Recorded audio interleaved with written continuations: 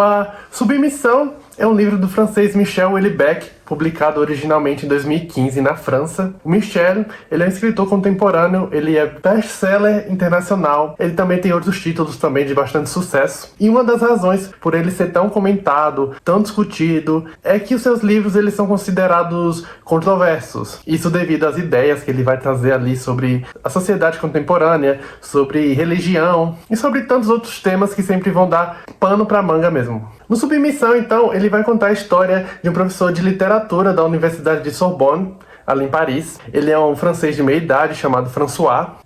Esse François, ele é um estudioso de um autor francês ali do século XIX, o Huysmans, e ele é bem reconhecido pelo trabalho que ele fez a respeito desse cara. Só que já faz algum tempo que ele não faz alguma coisa significativa na carreira acadêmica dele, que tá bem estagnada. O que acontece, então, é que o François, ele tá prestes a testemunhar as eleições presidenciais que vão mudar para sempre a história da França. Isso porque há dois partidos que estão ali na linha de frente. De um lado você tem a Frente Nacional e do outro a Irmandade Muçulmana. A Frente Nacional é conhecidamente um partido de extrema-direita, ele é liderado pela Marine Le Pen, e do outro lado a Irmandade Muçulmana, ela é liderada por um cara chamado Mohamed Ben Abbes. E eles têm um projeto de reforma bem radical que vai incluir basicamente instaurar um novo regime islâmico ali na França. Então, a gente vai ter aqui nesse livro, então, uma ficção que vai trazer vários personagens, vários acontecimentos e vários elementos da história recente da França. Eu citei a Marine Le Pen, ela realmente existe e já perdeu 3 vezes as eleições para a presidência na França. Então, no Submissão,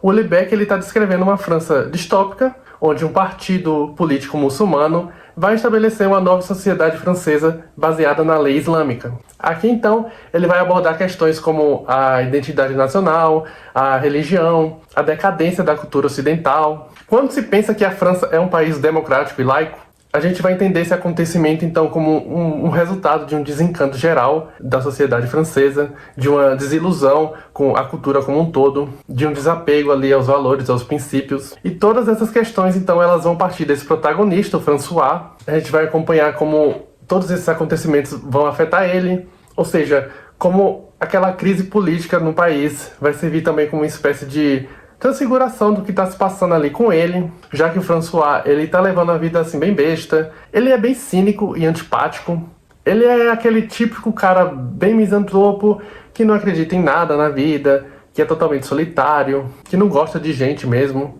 Ele não tem esposa, não tem filhos, não tem família. E ele até, em certos momentos, cogita tirar a própria vida, porque, sinceramente, já não tá mais valendo a pena pra ele.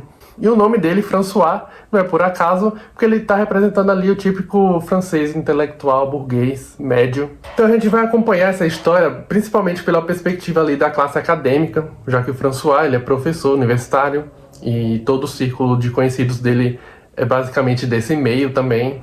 A gente vai entendendo como que aquela classe vai reagir àquela ascensão dessa nova ideologia ali na França. Quer dizer, a gente não está falando de pessoas que estão na rua protestando contra isso, ou que estão abertamente a favor disso. A impressão é realmente de espectadores que estão acompanhando tudo ali na encoita mesmo. E ao mesmo tempo percebe-se como que é essencial a adesão daquela classe para o sucesso de um novo regime que está se materializando ali. É provavelmente impossível para as pessoas que viveram e prosperaram num determinado sistema social imaginarem-se na pele daqueles que, nunca tendo podido esperar nada desse sistema, encaram a destruição do sistema sem especial receio.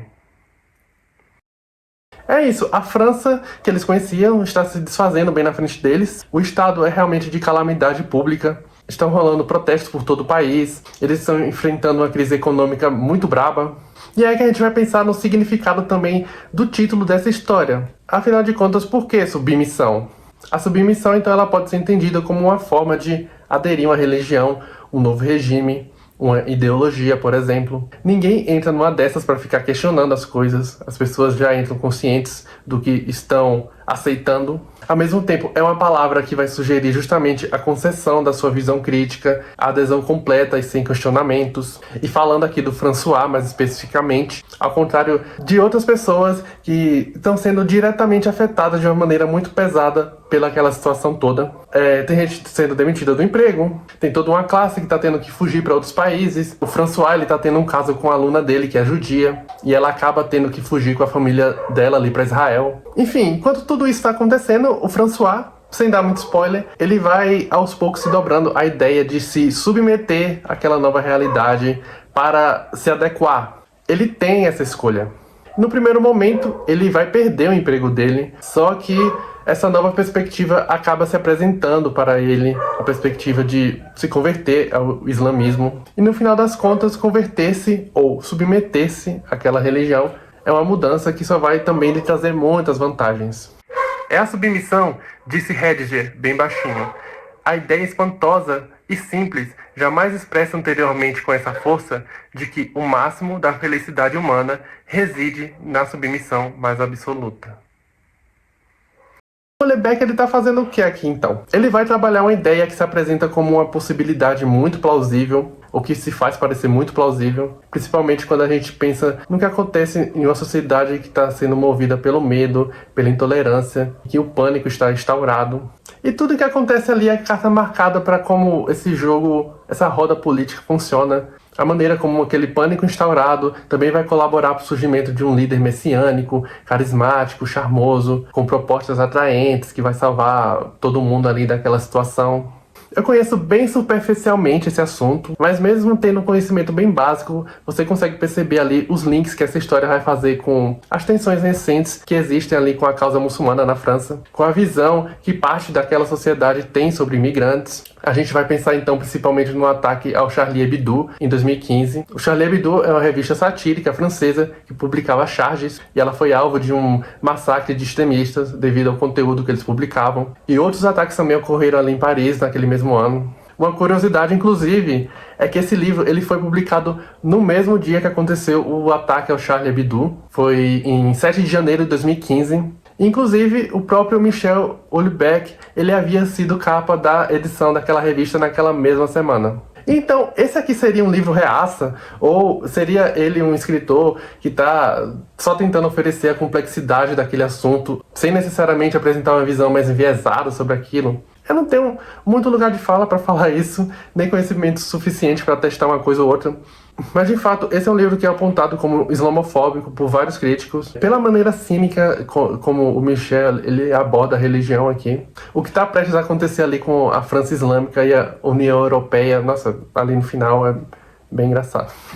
Enfim, eu achei um livro interessante por mostrar de uma forma bem apática aquele mundo que está em colapso, essa atmosfera de terror ideológico que só vai afetar o protagonista até certo ponto. Como é um livro que vai individualizar uma crise nacional num personagem que, no final das contas, tá ali passando por uma jornada que vai de uma perspectiva individualista a um senso de comunidade e até de pertencimento. E aqui, esse anti-herói, ele é misantropo, ele não tá nem aí pra ninguém, ele tem princípios também bastante questionáveis. O que ficou marcado nesse livro aqui pra mim é como que a inércia vai levar à corrupção de uma pessoa, de uma sociedade como um todo. E como o islamismo ele está apresentado aqui como essa solução radical para um déficit que seria moral, que é social, intelectual, que é causado realmente por essa falta de valores, de um senso assim, de comunidade mesmo. E assim, no final das contas, o cara, né, o Houellebecq, ele tá apresentando tudo aquilo como uma grande palhaçada mesmo. Não acho que ele tá levando as coisas tão a sério assim, mas ele é um escritor que suja as mãos, mesmo sendo esse grande cínico. E no final das contas ele está dizendo que quem está desiludido com as instituições tem motivo para isso. Só que a culpa também é toda sua.